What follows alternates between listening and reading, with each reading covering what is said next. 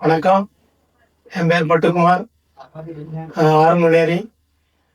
எனக்கு ஞாயிற்றுக்கிழமை இரவு 7 மணி அளவு நெஞ்சு வலிச்சதால் நானும்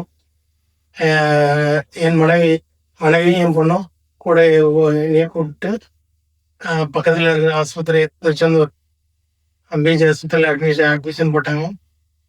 அங்கே வந்து டாக்டர் செக் பண்ணியதில்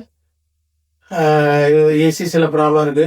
உடனே சிவா ஆஸ்பத்திரி போங்கன்னு சொல்லி அவங்க ஆம்புலன்ஸ்லேயே எங்கள் சிவாவில் அன்று இரவே ஆஸ்பத்திரிக்கு வந்தோம்.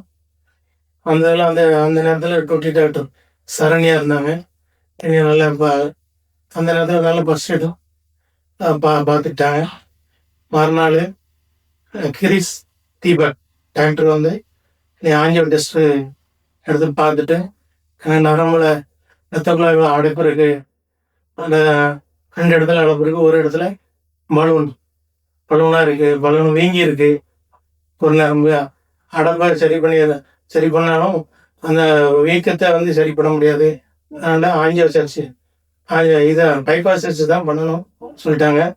அந்த திருப்பி நாங்கள் ஐஸ்வர்டு வந்து எங்கள் வீட்டவரோட வந்து அவங்ககிட்ட நாங்கள் பைபாஸ் சர்ஜரிக்கு நம்ம இஷ்டம் டாக்டரும் எங்களுக்கு கேட்டு கொடுத்துருக்காங்க.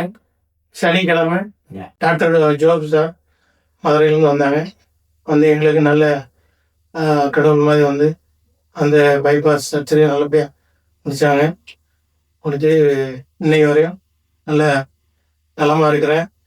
என் கூட சிவா ஆஸ்பத்திரியில் ரூமில் ஐசியூ வார்டில் சிஸ்டர்மாரும் ஸ்டாஃபு அதிகாரிகள் எல்லாரும் எனக்கு ஒத்துழைப்பு கொடுத்தாங்க. சிவா ஆஸ்பத்திரிக்கு ரொம்ப நன்றி.